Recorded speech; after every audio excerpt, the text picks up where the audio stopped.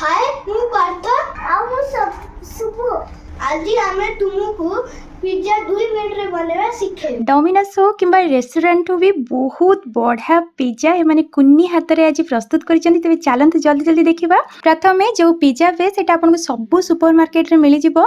तो सेतिरे प्रथमे आमे सेजवान सॉस लगेबा और देखंतु से केमती सॉस को स्प्रेड करूची और ता भितरे भी टिके टिके चाटी की टेस्ट करूची सॉस टा माने केमती लागुची। आपन चाहिले ए पिज्जा बेस रे प्रथमे टिके बटर को ग्रीस करिकि तापरे आपन सेजवान चटनी हो किबा टमाटो केचप मध्ये लगे परिबे। एबे एथिरे मो पुओ बहुत सारा मोजरेला चीज को टिके ग्रेट करके ऐड कर दोची सो दैट पिज्जा टेस्ट सहित पिज्जा बहुत चीजी बनिबो।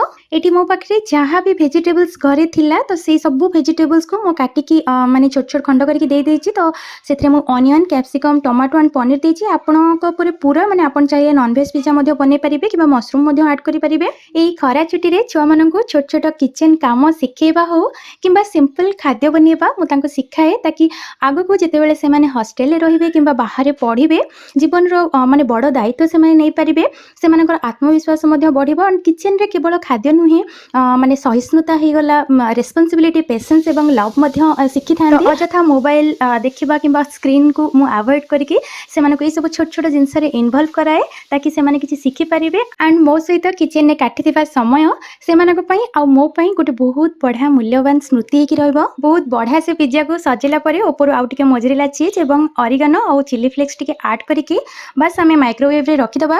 एथिरे पिज्जा बनेबा बहुत सहज। मात्र 2 मिनिट रे पिज्जा हमर रेडी हे जिवो। बस मेनू सिलेक्ट कला परे आमे वेट करके टाइमर लगे दबा एंड पिज्जा एकदम हमर रेडी हे जिवो। एंड आप देखि पारुथिबे बहुत बढ़िया से हमर पिज्जा बेक हेची। माने लागुनी जे एटा कोन से पिज्जा हट की डोमिनोज की कोन से रेस्टोरेंट भी एते बढ़िया पिज्जा बने परिबे। बहुत खुशी लागुची ए कुन्नी हाथ रे से माने एते भल पाइबा रे माने पिज्जा प्रस्तुत करिसंती। मो पई तो एटा बहुत माने प्राउड रो मोमेंट। तेबे आशा करुची एमानकर कुन्नी हाथर एफर्ट आपण समस्त को बहुत पसंद आस्तिबो। एवं जदि वीडियोटी आपण मानको भल लागिथिबो तेबे प्लीज वीडियो को लाइक कमेंट एंड शेयर करबा को बिल्कुल भूलिबेनी। एंड आर्यप्रज्ञा चैनल को सब्सक्राइब निश्चय करिवे आगो को एमते सिंपल एंड मजादार वीडियो देखिया पई। एंड एमानकर खाइबा स्टाइल रो आपण जानि पारथिबे पिज्जा कित्ते यमी और कित्ते टेस्टी हेची। सत्तरे एक्चुअली सिनो पिज्जा बहुत भलो थिला। मु ट्राई कला परे जानि पारली देखिया पई ये स्लाइस जत्ते की माने चीजी जत्ते की डिलीशियस लागुची माने टेस्ट मध्ये बहुत ही यमी थिला। तेबे आपण मध्ये घरे ए टेस्टी सहजिया पिज्जा को निश्चय ट्राई करिवे। धन्यवाद।